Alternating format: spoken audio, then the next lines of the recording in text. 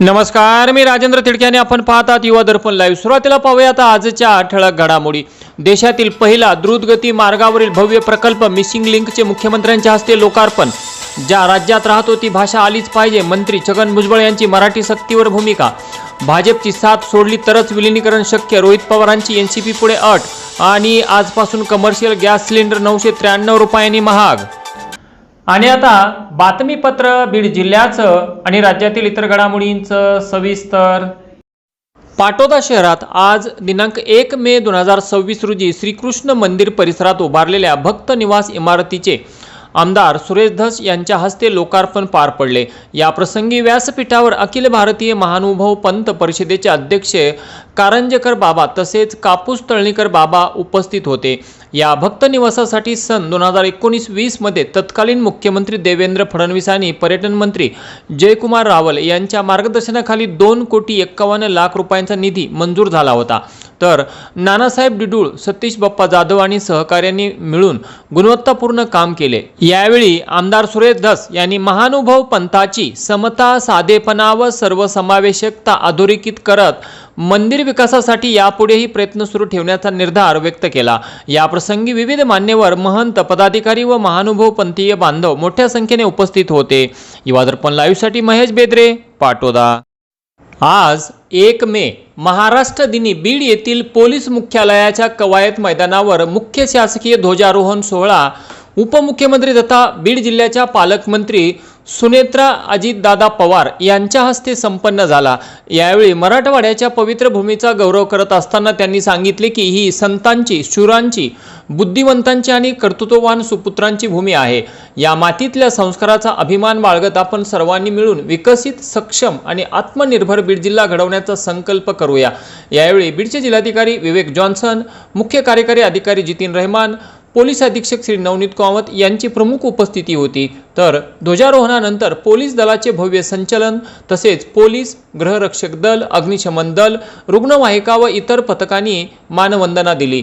यावेळी विविध क्षेत्रातील पुरस्कार विजेते व पोलीस पदक प्राप्त अधिकारी यांचा गौरव देखील करण्यात आला। आणि आदरणीय अजितदादांनी पेरलेलं बीड जिल्ह्याचं जिल्ह्याबाबतचं ते स्वप्न साकार करण्याची आणि त्यांच्या विकास दृष्टीला पुढे नेण्याची जबाबदारी माझ्यासह आपल्यावरही आली। महाराष्ट्र दिनाच्या या मंगल दिनी आपण सर्वजण एकत्र येऊन विकसित, सक्षम आणि आत्मनिर्भर बीड जिल्हा घडवण्याचा संकल्प करूया, असं मी आपल्या सुरुवातीलाच सगळ्यांना आवाहन करते। गेवराई तालुक्यातील तलवडा येथील छत्रपती शिवाजी महाराज चौक ते गंगावाडी फाटा रस्त्याचे अर्धवट केलेले काम तात्काळ सुरू करण्यात यावे, यासाठी स्वाभिमानी शेतकरी संघटनेच्या वतीने आज महाराष्ट्र दिनी रस्ता रोको आंदोलन करण्यात आले। सदर रस्त्याचे काम संबंधित कंत्राटदाराकडून 8 दिवसात सुरू करून जलद गतीने व गुणवत्तापूर्ण पद्धतीने पूर्ण करून घेण्यासाठी आवश्यक त्या सर्व उपाययोजना करण्यात येतील असे लेखी आश्वासन इंजिनियर, कुलकर्णी व कंत्राटदार यांनी दिल्यानंतरच हे आंदोलन मागे घेण्यात आले। यावेळी काळेसर, युवराज डोंगरे, दत्ता हाते यांनी मनोगत व्यक्त केले, तर सुनीता भाभी गिल यांनी जोरदार घोषणाबाजी केली।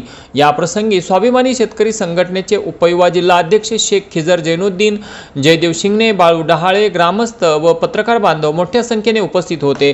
तर यावेळी तलवडा पोलीस ठाण्याचे PSI अन्नल दास, बीट अंमलदार देवकते, विठ्ठल राठोड, शेळके यांनी चोख बंदोबस्त ठेवला होता।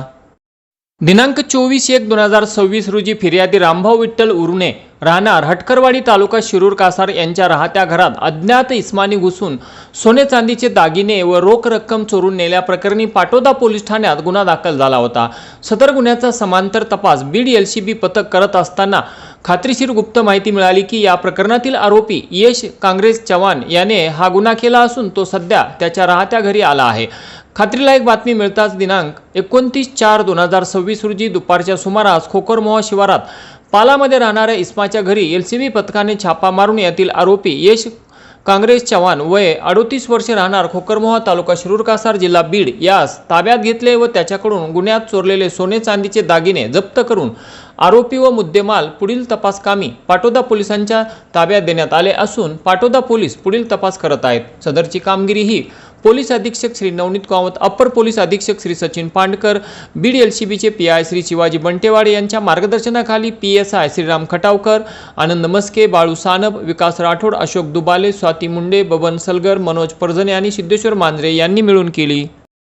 आज दिनांक 1 मे 2026 रोजी बीड जिल्हाधिकारी कार्यालयासमोर दलित पॅंथरचे युवक जिल्हाध्यक्ष प्रेम धर्मेंद्र कांबळे यांनी बांधकाम कामगार किट वाटपासंबंधी अधिकारी आणि एजन्सी प्रत्येक कामगाराकडून 2000 रुपये बेकायदेशीररित्या वसुली करत असल्याने सदर एजन्सीला ब्लॅकलिस्टमध्ये टाकून एजन्सी मालक सचिन शिंदे यांच्यासोबत संगनमत करणाऱ्या अधिकारी कोनाळे यांच्यावर गुन्हा दाखल करून कारवाई करावी व चौकशी करण्यात यावी या मागणीसाठी अंगावर ज्वलनशील पदार्थ ओतून घेत आत्मदहन करण्याचा प्रयत्न केला, परंतु पोलिसांनी वेळीच हस्तक्षेप करत कांबळे यांच्या हातातील ज्वलनशील पदार्थाची बाटली हिसकावून घेतल्यामुळे पुढील अनर्थ टळला. परंतु सदरची घटना ही उपमुख्यमंत्री तथा बीडच्या पालकमंत्री सुनेत्रा पवार यांच्या दौऱ्यावेळीच घडल्याने पोलिसांमध्ये एकच तारांबळ उडाली.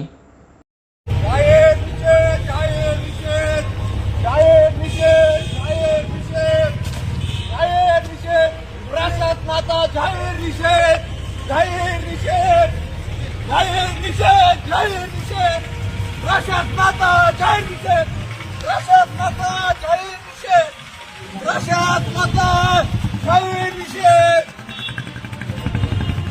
कामगार ऑफिस अधीक्षक कोणाळे याच्यावर तात्काळ गुन्हा दाखल झालाच पाहिजे, कोणाळ्यावर गुन्हा दाखल झालाच पाहिजे. संबंधित कंट्रक्शन एजन्सी मालक सचिन शिंदेवर गुन्हा दाखल झालाच पाहिजे.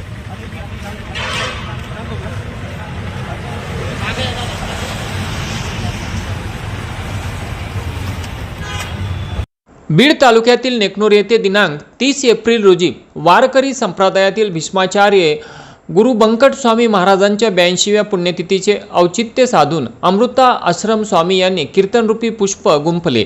या प्रसंगी मठाधिपती लक्ष्मण महाराज मेंगडे, अरुण नाना डाके, दिलीपराव गोरे, भारत बाप्पा काळे, मराठा महासंघाच्या आध्यात्मिक आघाडीचे राज्यप्रमुख बब्रुवान शेंडगे, राज्य प्रवक्ते राम महाराज शेळके, पुरुषोत्तम महाराज कोटुळे, बीड जिल्हा आध्यात्मिक आघाडीचे अध्यक्ष प्राध्यापक शिवराम सोंडगे, डॉक्टर मकरंद जोशी, अद्वैत जोशी, शिवाजीराव पाटील मस्के यांची उपस्थिती होती. या प्रसंगी कीर्तनरूपी पुष्प गुंफताना अमृता आश्रम स्वामी यांनी बंकट स्वामींच्या वारकरी संप्रदायातील योगदानाची प्रशंसा करून लक्ष्मण महाराज मेंगडे यांनी केलेल्या कार्याचा गौरव करत त्यांना धन्यवाद दिले. पुढे बोलताना अमृत आश्रम स्वामी यांनी श्री क्षेत्र देहू येथील संत श्रेष्ठ जगद्गुरू तुकाराम महाराजांची साधनाभूमी म्हणून ओळखल्या जाणाऱ्या भामचंद्र भंडारा डोंगराचा होणारा विकास या गोंडस नावाखाली विध्वंस थांबला पाहिजे व वारकरी संप्रदायातील सर्व संत महंत कीर्तनकारांची ती जबाबदारीच नव्हे तर ते कर्तव्य असल्याचे त्यांनी यावेळी सांगितले.